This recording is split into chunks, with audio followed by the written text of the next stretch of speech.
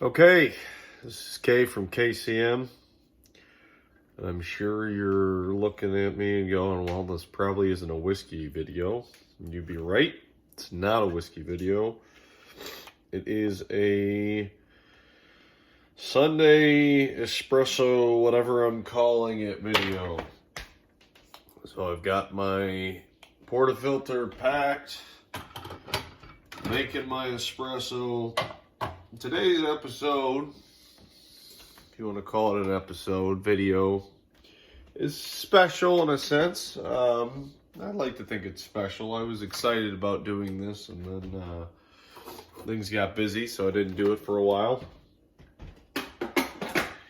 It's about this Lifeboost. Sounds weird. It's a medium roast, single origin Arabica.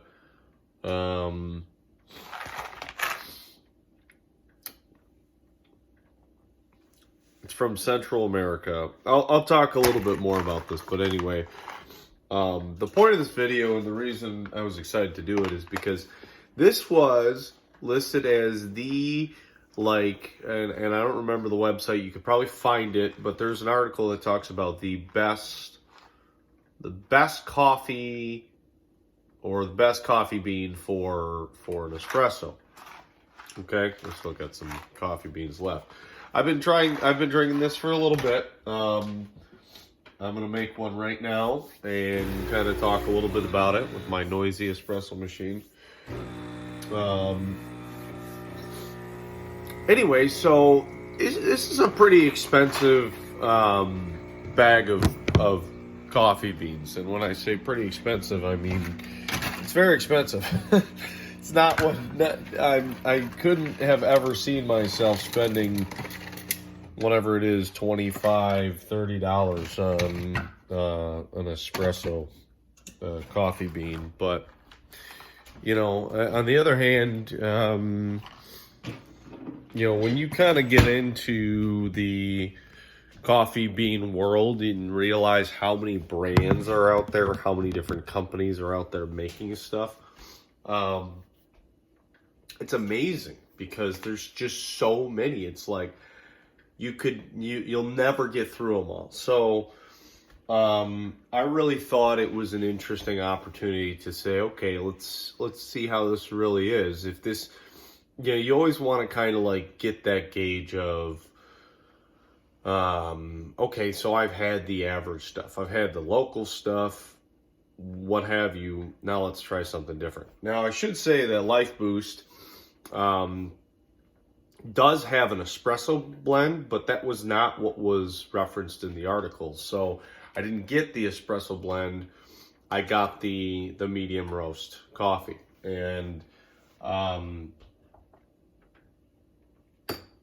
so I'm going to talk a little bit about what I think about it, because I think that's what's important, especially when you're spending $30 a bag on coffee beans, because that's pretty substantial. Don't plan on doing that too often.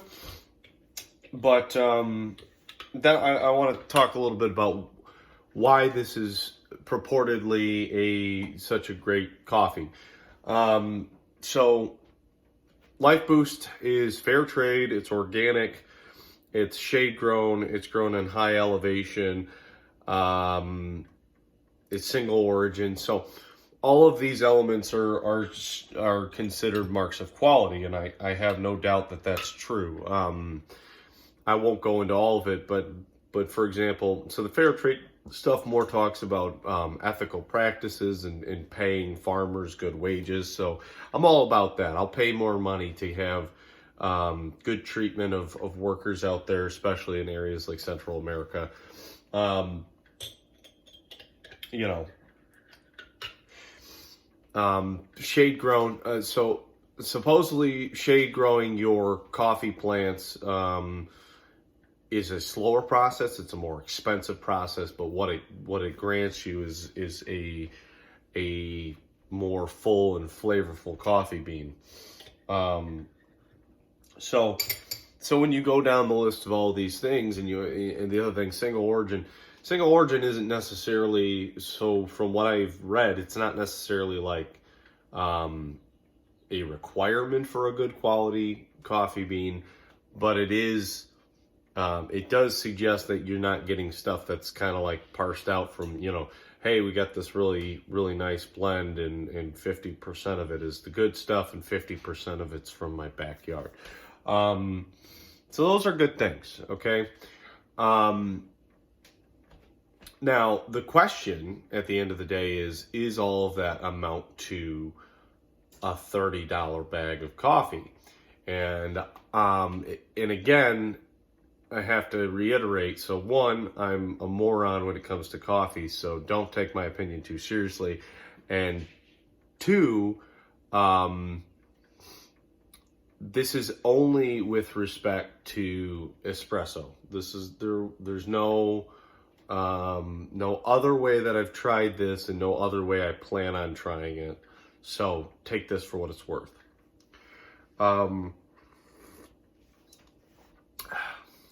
I've already made my mind up about this coffee. I've tried it a couple different times, and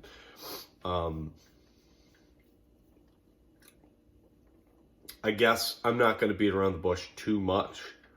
I wouldn't pay $30 for this again, but I get it. I get why this is what it is. It's first of all, so the other thing to mention is I rattled off a list of things that it touts. One thing I didn't say it is low acidity. So I don't know how that affects the flavor profile. I don't know if that acidity is something I'm particular to.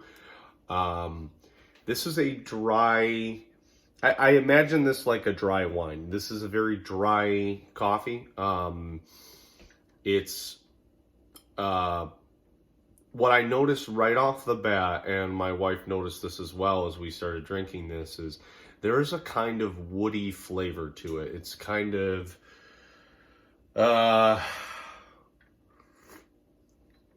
it's hard to describe, but there is some earthiness to it, some woodiness to it.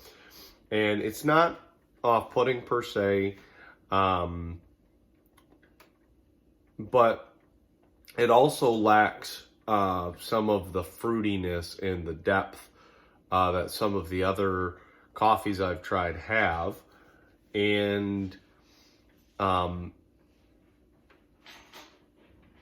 it just seems a little bit like it's lacking some of the complexity that I think it could have. So I've tried this several times and really tried to get myself to appreciate it for what it is, and I do. I think it's a good quality coffee bean. I think it's doing what it's supposed to do. And I don't know, somewhere in the process, it's not jiving with what I want. And I don't know about all the details behind the coffee bean and its origin.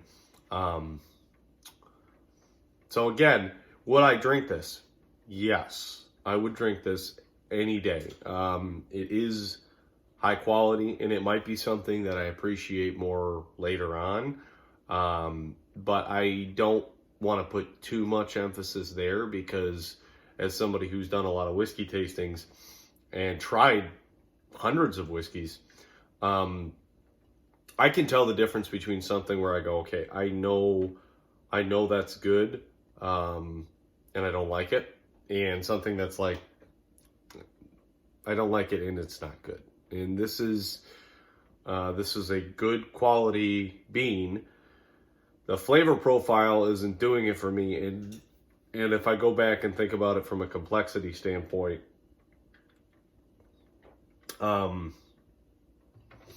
because, you might say, well, why does complexity matter?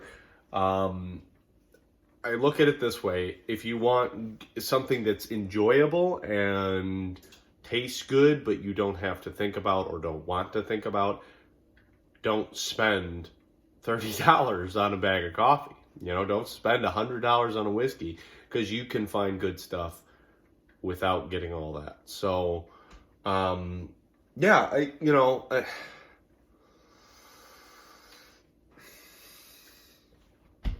I wanna give this one a lot of kudos because I feel like all the practices are there and all the right stuff is there.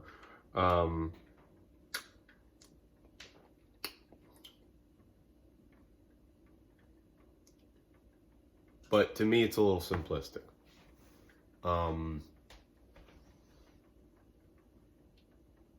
It's lacking in something. So if that's something, if you're into a dry, kind of low acidity, calm, earthy, but not too, you know, not too roasty, not too complex coffee, then this is great. And it's high quality and you know it's ethically sourced. So I have a lot of things I want to try. I think Volcanica, or I think that's the name of them. They're doing some single origin coffees. I want to learn a little bit more about the single origin stuff and find these, you know, these different places and try this stuff out. This one, I don't regret trying it, but I'm not sure it's one I'm going to go back to. I just don't think so. So the dark roast is something I might be more partial to because I am partial to dark roast, but the price point will probably mean it's going to take me some time to circle back. So anyway, hope you enjoyed that video. Still makes for a darn good espresso in the morning, so not complaining. Thanks for tuning in. I have a lot of videos to catch up on. I know I'm late on stuff, so I'm going to start making videos, doing stuff, whiskey reviews, all the jams. So I don't get many views on YouTube, so I don't think anybody's losing sleep over it. Anyway, cheers, and we will see you in the next video.